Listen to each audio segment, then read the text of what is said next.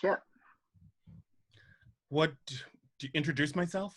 A little bit. I'm sorry. Okay, Remind me where you work these days. I'm a little nervous. You guys know I present and teach all the time, just like all of you, and I don't know why I'm so nervous. I just, maybe, it's the moment.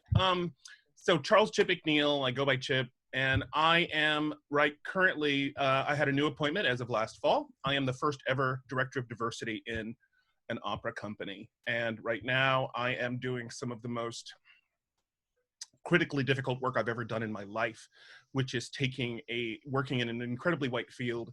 But not only locally, I'm working regionally and I'm working nationally with a whole host of people, basically looking at classical music and opera and the ways in which it has not been inclusive of people of color, and specifically Black artists. And so racial justice and racial equity in the arts is a huge part of my work. And of course, that stems from my work in education, using arts education and arts integration as a means of infusing culture and bringing in some beautiful sort of not only artistic or creative inquiry, but the healing elements that come when we encourage and embrace those indigenous and cultural teachings and things. So my work sits at the intersection of arts, education, and social justice. I hope that you have a chance, if you ever want to catch up with me, to look at my LinkedIn page, my web page, and you'll see some of just like many of you and Andrew, I'm doing lots of talks on social justice and racial equity. And you know what? This is an amazing moment. I really knew where we were in education like several years ago, of course, with this incredible situation where children of color are failing at an alarming rate. And what has happened in the current moment is that has only been pronounced. Yes. That has only been exacerbated. And in fact, whatever happens as we emerge from this, it is either going to be positive and healing, or it's going to continue to be destructive and diminishing to our students of color. This is a timely moment, and it's one in which I feel like I have enough of a platform in this work and credibility to really have an actual impact. And I'm going to talk to you a little bit about how I intend to enact that. But this is such an important topic to me personally, because I was a child who did not conform and who dealt with, this sort of didactic sort of education that really did me a disservice. And I was labeled as attention deficit disorder and all those things. And, I emerged from this, to the consciousness that I have now through a lot of wonderful mentorship and support. And I know there's a lot of other little Black boys out there like me. So my work is not only about changing education and really provoking systemic change, but it's about saving lives. Because when our children don't feel healed, don't feel accepted, don't feel seen, destructive things emerge, and disaster can ensue. So I'm really about saving children's lives.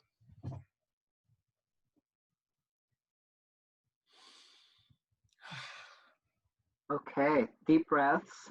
Yeah. And that's a great introduction and just perfect segue into your work, really. I mean, your work that you've been pursuing for the last couple of years with these ideas about where you might come in. I mean, it's all part of what you just described there in your own professional work as well.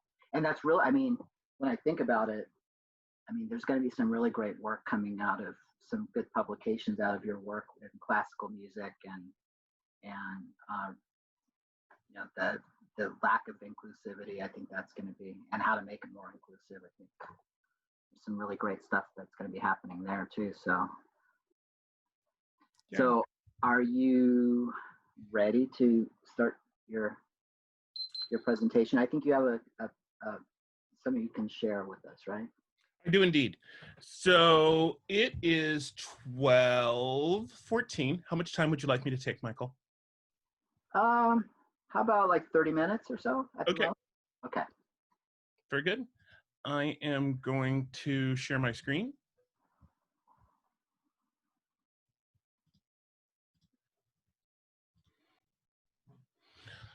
So here we are. Here we are. So my dissertation and its associated proposal is entitled Advancing Emancipatory Pedagogy, a transdisciplinary, transformative educational framework for healing and liberation. You guys know how long and how often titles change. And so this is one that has literally evolved like every month over the period of 4 years. But this, I feel, has really captured the kernel and the essence of what this is about and what I stand for and what the meaning is of this research. And the key operative words here first are transdisciplinarity, that we must understand that when it comes to education, the complication, the complexity of it is systems upon systems of oppression that do not serve students, that do not reflect their truth and their wisdom and their knowledge, and that do not, in fact, give them the skills they need to succeed in the 21st century society. Transformative because in order for education to change, in order for us to, educators to shift, in order for students to renegotiate what education can be, we must be looking at this concept of transformation, of evolving, of looking anew at what we do and how we do it. Healing. This has been made apparent by COVID-19, that healing is necessary, but not only because of COVID-19. Prior to this, and I will get into this a little bit, we know that there is actually destructive, oppressive ways of working, of policies, standards, procedures that actually do not only teach our children, they actually diminish them and do harm. And so our job here is to transmute that into healing. And finally, liberation. And when I think of liberation of thought, liberation of mind, liberation in the sense of not being, moving from that mindset of being of only regurgitating material, moving from accepting all that is given to you, but critically looking, as Freire might say, critical awareness, and that critical awareness will lead to liberation and freedom of thought. And what I was trying to say was colonized mindset, freedom from a colonized mindset. And so here we have the premise. And here we go. So when you first think of this big concept, I think, what is emancipatory pedagogy, right? What is emancipatory? What am I talking about? If the premise is emancipatory, I'm thinking, of course, that emancipatory is inclusive of all the topics I just discussed, but I really wanted to think about this both emancipatory practice as both a theory, a concept, a way of being, values that we hold, a worldview, but also what you do and how you do it. Because it doesn't help if it remains in this conceptual area. It must be put into practice. What are the things we must do, think about, teach, and bring into the educational arena in order for this to become true practice? Of course, when we think of emancipation, we think of, again, liberation, we think of freedom, we think of, and of course, in more practical terms, we think of both social and political rights. But that comes when an individual has fully been able to take advantage of what a democracy and what a comprehensive education is, that they're able to, in fact, experience and enact their own liberation and seek and embrace their own freedom. So, inquiry questions. I have 5 sub-inquiry questions, and each one is a dimension of understanding of this concept of emancipatory pedagogy. The first one is, all right, if I'm thinking about emancipatory pedagogy, how might education scholars progress the emancipatory elements of critical pedagogy theory? And that is to say that emancipatory pedagogy is not its own theory yet. It is not its own conclusive concept yet. It is only talked about in general terms, which is one of the reasons I decided to embrace this term, because I wanted to give it definition. I wanted to give it a shape. Where it really emerges from is critical pedagogy. And Freire is one of the fathers of that.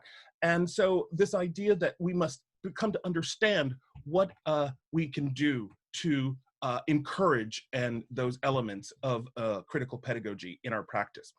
What are so then the big question is, okay, well, if you're talking about emancipatory pedagogy, what are the elements? What are the things? That is, of course, what this whole dissertation is speaking to. How might educators support the role that relationship plays? The relational aspect of learning is huge. And this has to do with not only the neurological science, but it also has to do with the fact that we understand that when it comes to cultural experiences, relationships matter, trust matters, right? Those things matter. And so how can we be more sensitive to that? And how can we make that have a more primary sort of role in all of this? And finally, how might educators create a more equitable and less traumatizing context? We talked about healing being needed not only because of the historical oppression that has taken place, but because of the current conditions which are causing incredible trauma to both teachers, educators, families, and our whole society. But our students are experiencing this in a really critical way. And this is the actual last one. And this is about, we need to understand that we are teaching to the future. We are teaching to the future. We're not teaching to the past, because 30% of the jobs that exist right now in the world did not exist 30 years ago. What does that mean? We're teaching for a future we cannot anticipate, that we cannot determine. So if we can't teach skills and specific knowledge, what can we do? We have to address dispositions. We have to address the underpinning of that. What are the ways of being that students need to operate successfully in a 21st century world, which is a future we cannot predict? All of this is distilled into one inquiry question. So just imagine all that going up to this one inquiry question. What would constitute a transformative, emancipatory K-12 pedagogy that teaches for healing and liberation? And that is my inquiry question.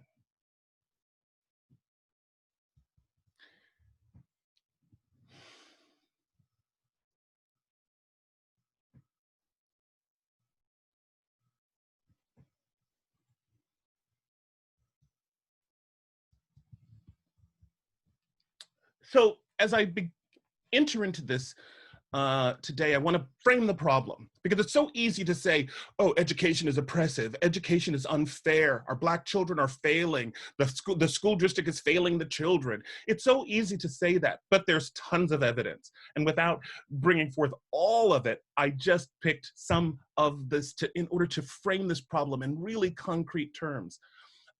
We have this concept looking at this retention disparities. Who's held back in which grade? Which children are held back?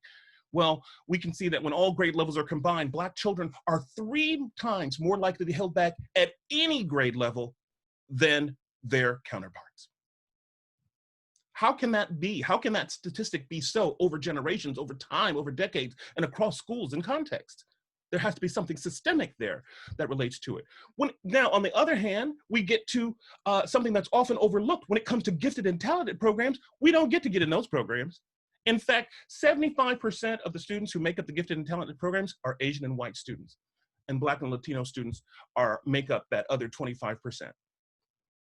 When it comes to their access to quality education, schools that are primarily Black or Hispanic almost always have teachers who are in their first or second year of teaching. And what that means is once you get your chops on, you move on to a school that pays higher, that's easier to negotiate, and you move to the better, easier context. So what happens is what we're getting is teachers cycling through. So you get no history, you get no continuity, you get no sustainability. And what happens is you are now diminishing the ways in which those students can really embrace the learning context and bond and continue, in a deep engagement with teachers.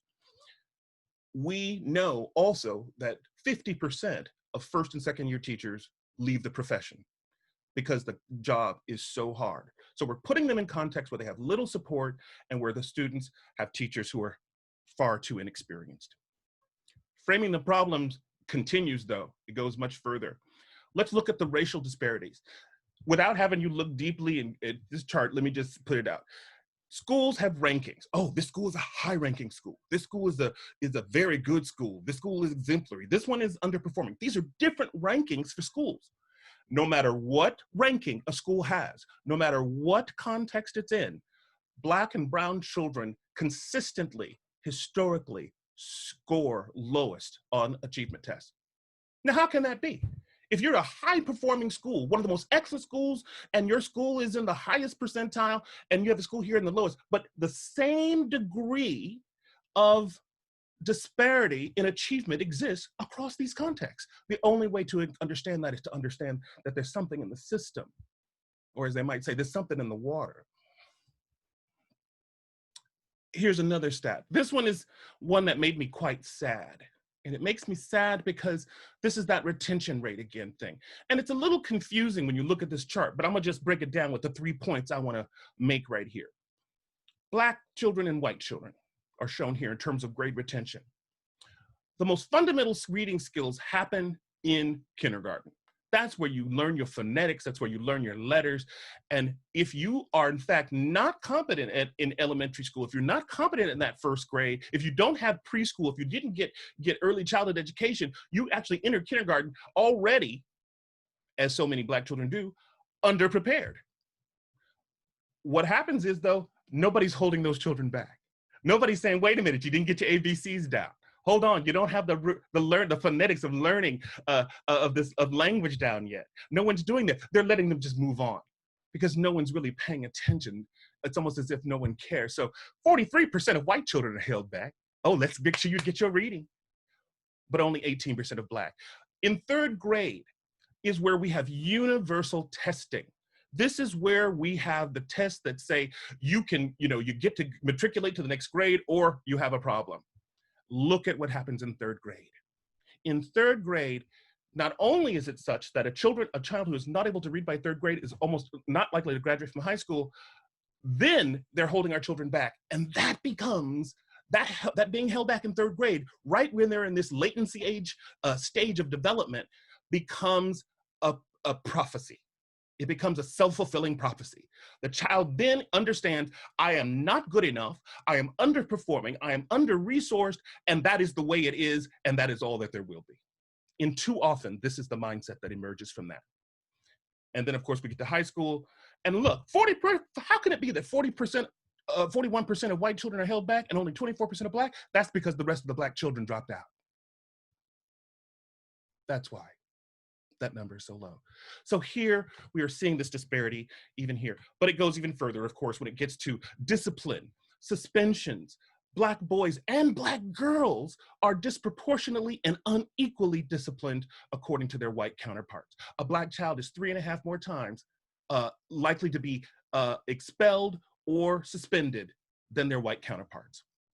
And then we have the impacts of economics. You can't talk about education without understanding economics, because economics has to do with who's hungry, who is dealing with food insecurity, who is conditions that actually affect you systemically and your readiness to learn.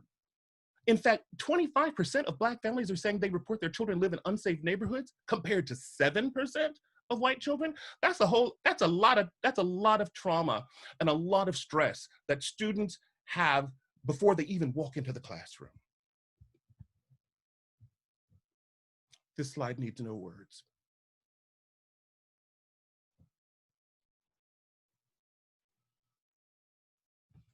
This slide needs no words.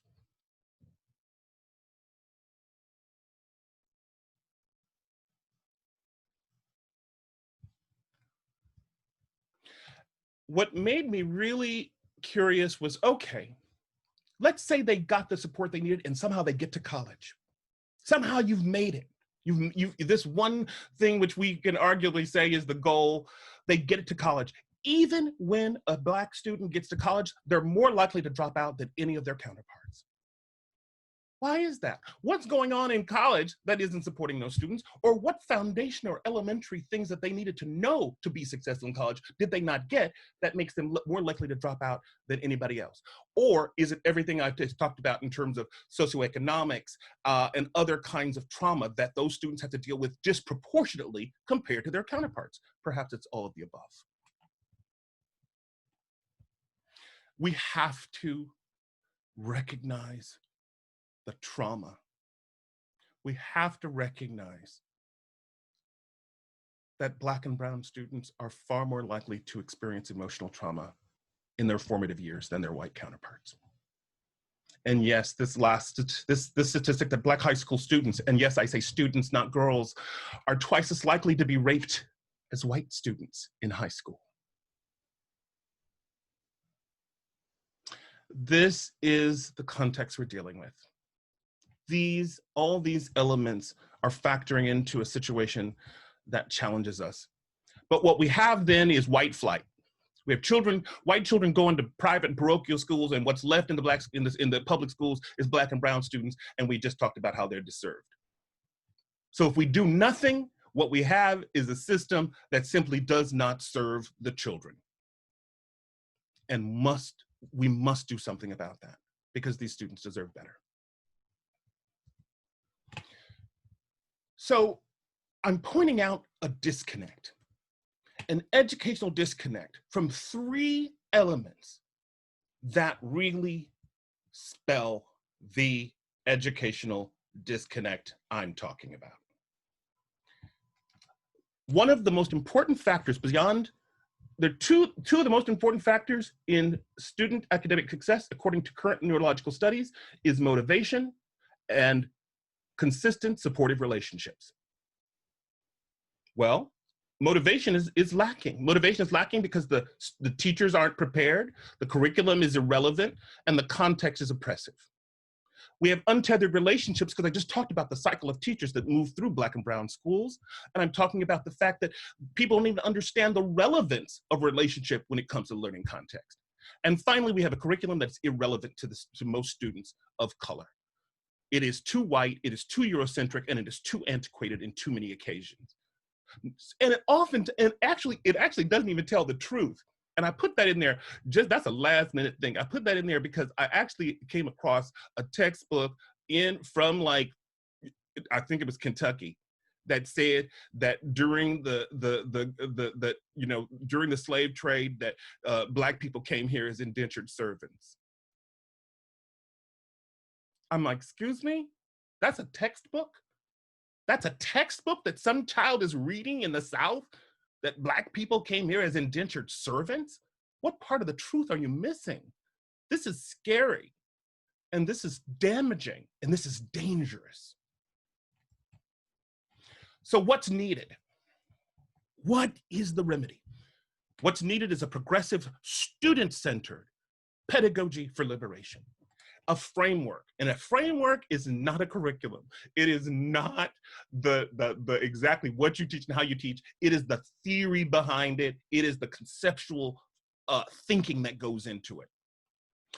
And when I thought about this framework, when I looked at all the things we just talked about, I thought, how do those fall into dimensions? And it came down to 4 dimensions: culture,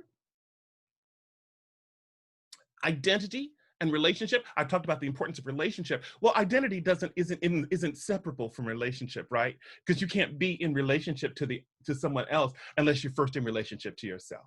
So identity and relationship go hand in hand. Creativity invokes our creative inquiry. It questions society. It's truth telling. It is finding your way.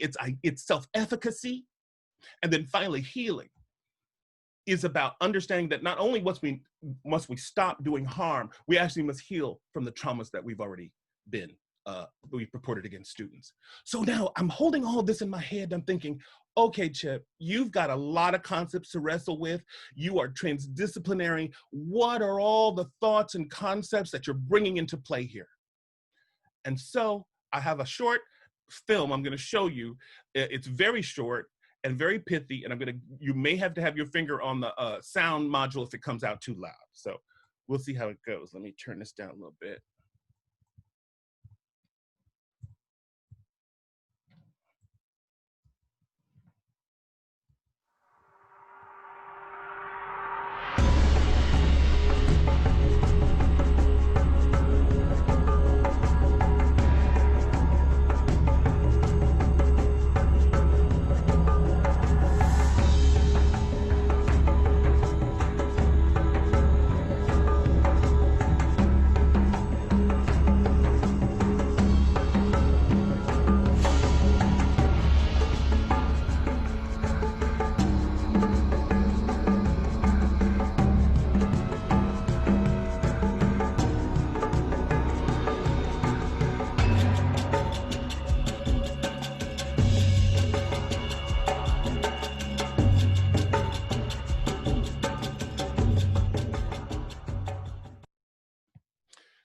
So those are all the things I brought into the conversation.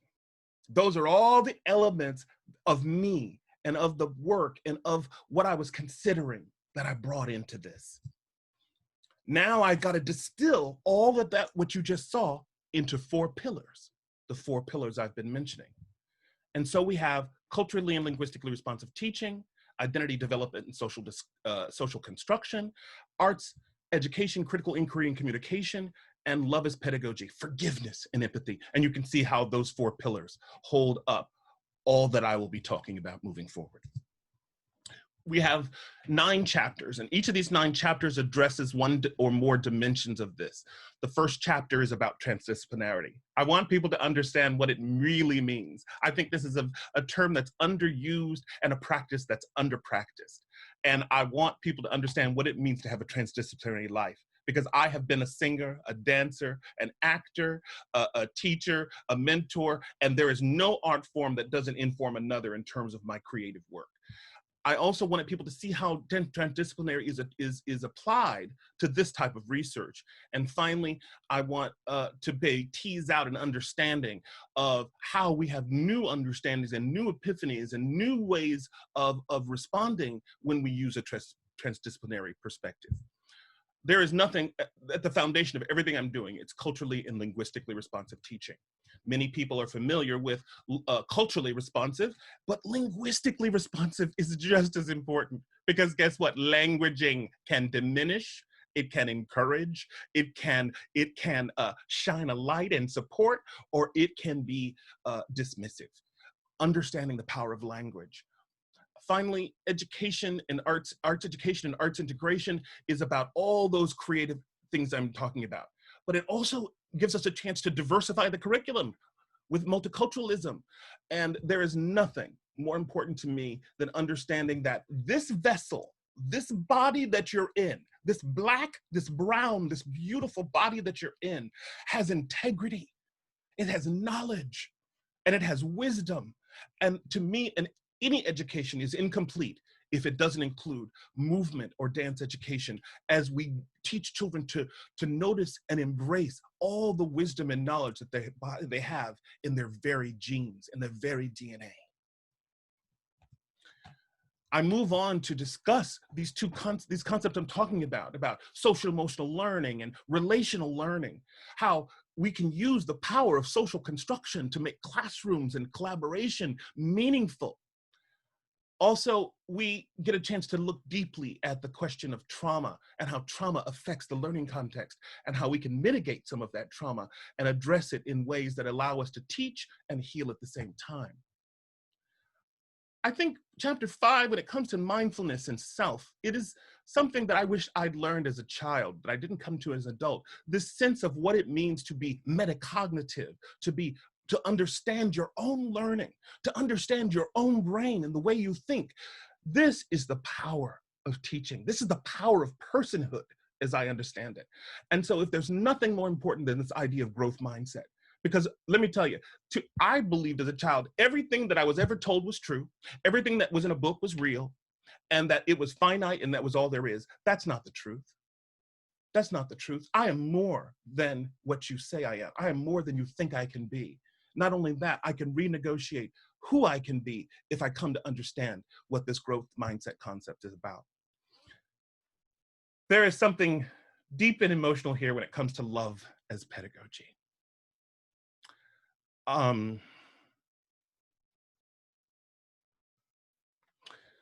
Love is what has enabled generations of enslaved peoples and oppressed peoples to overcome their context. It is what has kept our hope and our spirit alive in and out of generations and across atrocities. Love is a healer, it is a connector, and it is an empowering thing. And we don't know how to use that in education. But Frere and bell hooks give us a clue. But we also have to understand, I'm talking about love, we have to understand the relativity of love in Black life, of how that is such an important element that allows us to overcome this systemic oppression that we experience on a daily basis. And let me tell you, there's nothing that can change this more than the idea of Black educators, because Black educators, if there's one thing I can get out of this, hopefully, is to help it be a tool, to help more Black educators into the field. Because unless and until we have a better representation, we will still be dealing with some of these injustices. The final 3 chapters are global citizenship. This is something that is unique again to this, because I'm thinking about this thing. We don't live in the world of 1950s, 60s, 70s, even the 2000s. We're living in a global society. Right now, I can get on a call and be on a Zoom call with somebody in Italy. I'm doing a collaboration with somebody in Peru. I'm having a meeting and a process conversation with somebody across the country. So if we don't understand this idea of global citizenship, of understanding how to move in between and across worlds, then we're going to give to our children a disservice in addressing what I call those 21st century skills that they need. I've also put ecological literacy at the foundation of global citizenship, interestingly enough. And that is because being a global citizen of the world means we take care of the world. And it's understanding the integral nature of things. And that your care for this planet, and your care for yourself, and your care for your family, and your care for your community are all related. We have the and then I also want to mention this idea of multiliteracy. Multiliteracy in chapter 7 is also the idea that literacy is not just reading and writing. Literacy is social literacy. It is technical literacy. It is social media literacy. So when I say literacy, I'm talking about all kinds of literacies. My final, in chapter 8, I frame the solution. And I know that at the very end, how do you exponentially impact this work? How do you change it? I can make a book, I can turn this dissertation into a book and put it out in the world. But where would it have the most traction? And I thought about this deeply. And I thought, where is the nexus? Where are one of those nexus points? It's in teacher education and teacher professional development. Chapter 9 is something that, again, I felt very passionate about, this idea that we recognize the educational and research gaps. Not only the gap that I'm trying to fill right here, but the additional gaps that are there. I want to talk a little bit about this archaic Western process that I'm in right this moment, that's called, here's how you write your paper, here's how many words you get to have, here's how you do this, this is stymieing education. This is stymieing growth. This is stymieing inclusivity. This is not the only way to bring out critical thought through academic papers that meet these very narrow parameters that some white man once decided it was the way to get knowledge into the world. I have a problem with that. And last but not least, we have a problem with diverse forces in education, which is something I'm continuing to address, and which is why I believe my voice matters. So as I come to a close, someone once asked me a question that pissed me off. They said, well, Chip, you're gonna do this paper. Well, how are you gonna enact this? How are you gonna get it into the world? I thought, that is the rudest question. I don't know why I thought that, but I thought that is just the rudest question you could possibly ask me. Like, do you ask that of everybody? And I thought, well, maybe you should. And I thought, well, Chip, maybe that is. So it just was something that I didn't have an answer to until literally a month ago when I was in dialogue with one of my study partners, and they said, Chip, you know, you teach in teacher education, you work at Stanford, and you're a guest lecturer at these programs. And I thought, oh my God, you're right. All of these universities listed, I've either taught in their teacher preparation program or in a couple of cases have a direct connection to people. What I really need to do is turn this into a manuscript that I actually am going to be taking to each one of these institutions. Maybe I'll have one kind of a sit-in. And basically, I've already acquired all of their curriculum, all of their teacher preparation curriculum.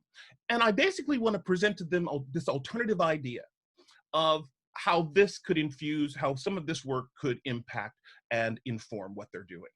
And in fact, I do believe that this is the best opportunity I will have in future research, a future opportunity to do research on the impact of this pedagogy that I'm talking about, this framework on teacher education. And so it became this incredible epiphany for me that I already have a built-in audience. I have a built-in connection. I have a through line. I have a pathway to impact. I can literally pick up a phone or an email and talk to the people who create those curriculums. And so I'm going to use that power and use those connections and use those relationships to bring forth this new way that we might be thinking, we need to think about teaching and training teachers of the future. We're going to speak to Black and brown children of the future. Now, education costs money.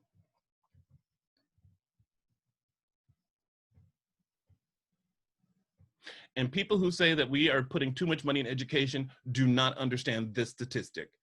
Yes, we are putting a lot of money in education, and apparently it's still not enough. So when you tell me that we can't revise the curriculum, that this is going to take time and take money, yes, it does. But you put plenty of money into the school to prison pipeline. How about you put some money into the place that comes before the pipeline? So what is my summary? The San Francisco Human Rights Commission said it better than I could ever say it, and it's a sad truth. That anti-Black racism is both a human rights and a health crisis. And our education system is in the midst of this crisis.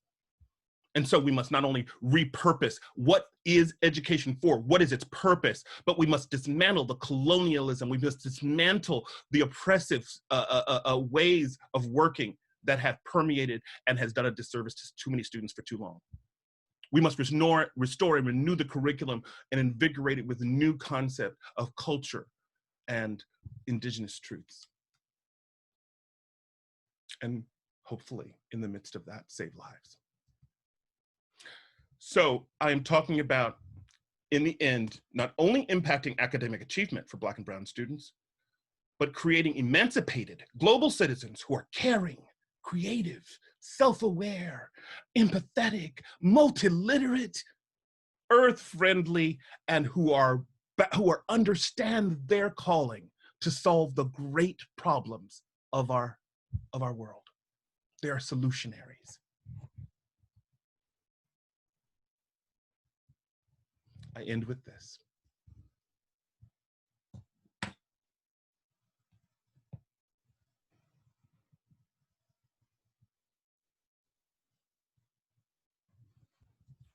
Thank you.